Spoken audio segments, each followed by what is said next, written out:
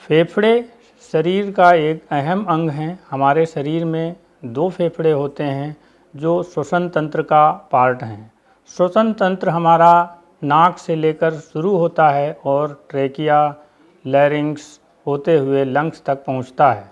Lungs में छोटे छोटे एल्वियोलाई होते हैं और हम शुद्ध और साफ हवा अपने श्वसन तंत्र के द्वारा लेते हैं और लंग्स में एल्वियोलाई के लेवल पे हम ऑक्सीजन लेते हैं और कार्बन डाइऑक्साइड छोड़ते हैं। इस तरह गैसेज का आदान प्रदान होता है।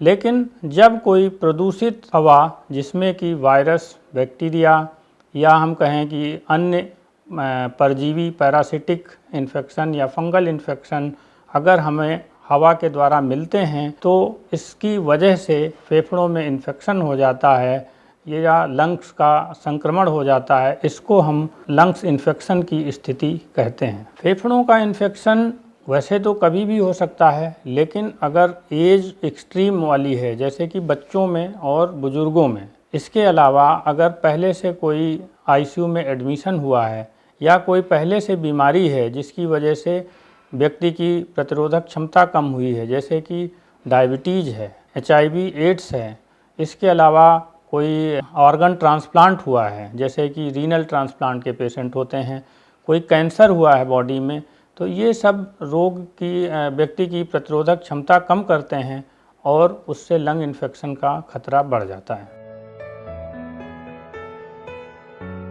फेफड़ों में इन्फेक्शन मुख्यतः 4 प्रकार के होते हैं। वायरल इन्फेक्शन हो सकता है, इसके अलावा बैक्टीरियल हो सकता है, इसके अलावा परजीवी यानी पैरासिटिक और फंगल इन्फेक्शन हो सकता है। आजकल कोविड-19 यानी कि कोरोना की महामारी चल रही है जिसमें कि वायरल निमोनिया होती है और इसके जो परिणाम स्वरूप हमारे लंग्स में इफ़ेक्ट आता है और कोविड निमोनिया या वायरल निमोनिया इसको कहते हैं।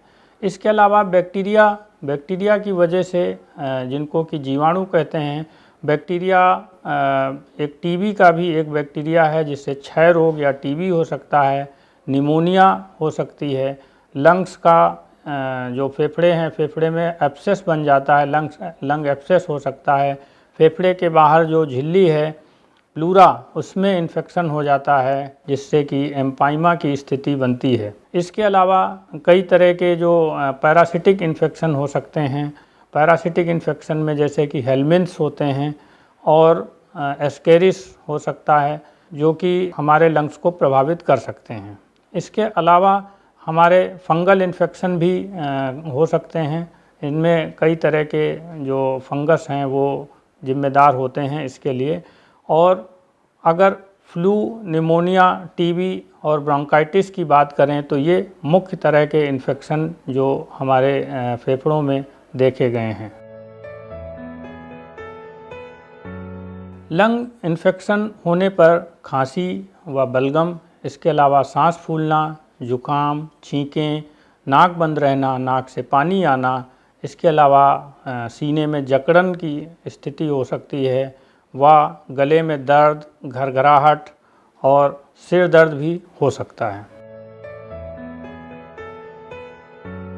बैक्टीरिया और वायरस फेफड़ों में इन्फेक्शन करने वाले मुख्यतः 2 कारण हैं। फेफड़ों का इन्फेक्शन एक व्यक्ति से दूसरे व्यक्ति में जो आपस में कम्युनिकेट करने पर फैल सकता है।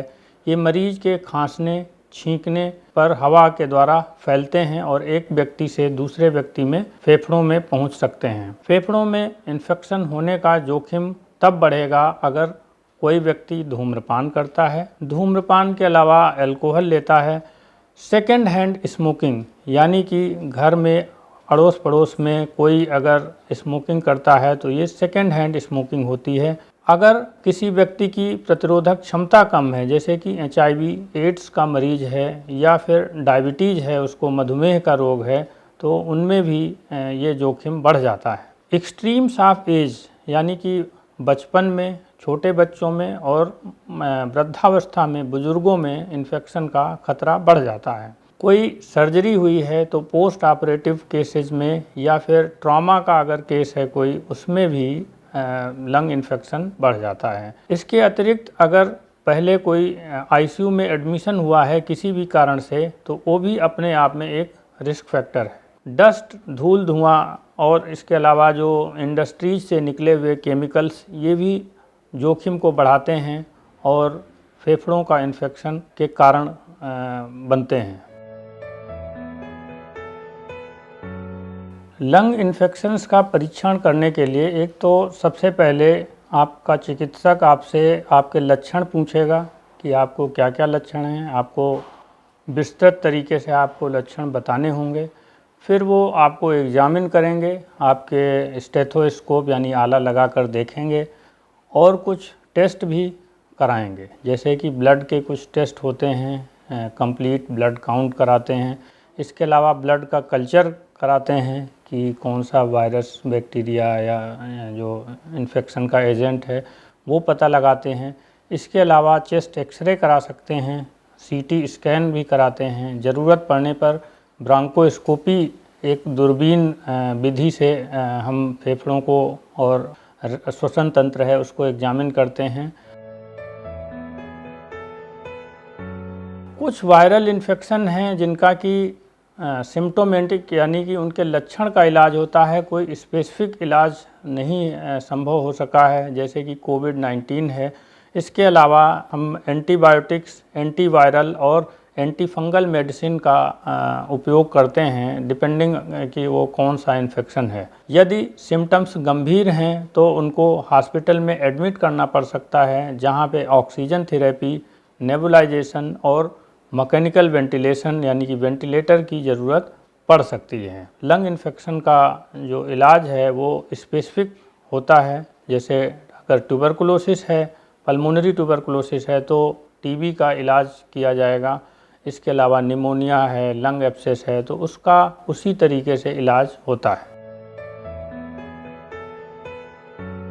यदि फेफड़ों के रोग पहले से हैं तो इन्फेक्शन होने से उनकी स्थिति और बिगड़ सकती है। इनमें कंजेस्टिव हार्ट फेलियर एवं अन्य जटिलताएं जैसे कि रेस्पिरेटरी फेलियर, इसके अलावा प्लूरल इफ्यूजन यानी कि फेफड़े की झिल्ली में पानी आना, फेफड़े की झिल्ली में मवाद पस बन जाना, एम्पाइमा जिसको कहते हैं, ये सब स्थितियां एक तरह से लंग इन्फेक्शन की जटिलताओं में आती हैं। फेफड़ों में इन्फेक्शन से बचाव के लिए पर्याप्त नींद लेनी चाहिए, तनाव को कम करें, स्वच्छ पानी पिएं, स्वस्थ आहार लें। इसके अलावा खूब मात्रा में तरल पदार्थ लेना चाहिए। ब्रीदिंग एक्सरसाइज, योगा, प्राणायाम को विशेष महत्व दिया जाना चाहिए। इसके अलावा धूम्रपान ना करें और ना ही आसपास किसी को, घर में किसी को करने दें।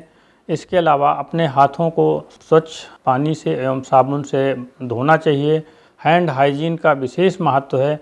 अपनी आँखों को, चेहरों को हाथ से बार बार नहीं छूना चाहिए। इसके अलावा अगर लगता है डॉक्टर को तो फ्लू का टीका हर साल लगवाया जा सकता है और प्रदूषित हवा में जाने से बचना चाहिए और ब्रीदिंग एक्सरसाइज, प्राणायाम और योगा का विशेष महत्व देना चाहिए।